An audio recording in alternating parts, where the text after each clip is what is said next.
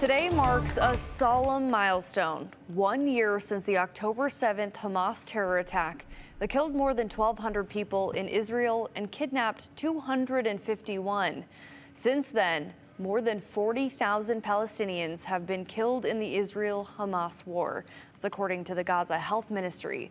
Millions more are displaced. Much of Gaza is left unlivable, and over 90 hostages remain in captivity, including 4 Americans.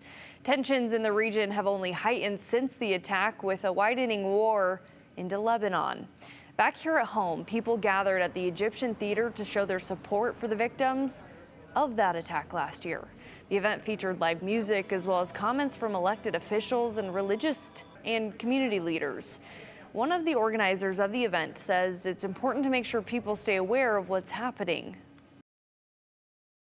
We want to make sure that it doesn't get overlooked, and we still have hostages that have not been released. We really need to keep that in front of the world and ask for people to do all they can to help see that the hostages are returned back to their families there in Israel. Meanwhile, a vigil was held today to remember the thousands of Palestinians killed since the war started. A group known as From Boise to Palestine held the vigil on the steps of the Idaho Capitol building tonight. Organizers say they have a very clear set of demands for state leaders.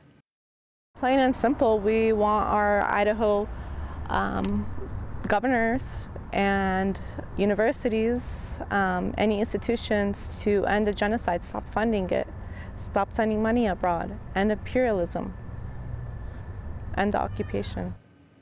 With the war dragging on, Israel appears poised to expand its military campaign into other parts of the Middle East despite calls for a diplomatic resolution. NBC's Bree Jackson has the latest. Somber ceremonies marking 1 year since Hamas launched a brutal attack against Israel, killing more than 1,200 people, another 250 abducted. Mourners gathering at the site of the music festival where it happened. The fate of nearly 100 hostages remains unclear. Loved ones pleading to bring them home. We don't feel there's a sense of urgency, and that's extremely upsetting, disappointing, and angering, really. President Biden and the First Lady marking the 1 year anniversary with a candle lighting at the White House. Across the globe, there is mixed reaction to the ongoing war. Israel's response has sparked criticism, including passionate protest over the mounting death toll in Gaza. Vice President Harris honoring the lives lost and facing pressure over support for Israel, despite Prime Minister Netanyahu defying the administration's push for a ceasefire. We must work to ensure nothing like the horrors of October 7 can ever happen again.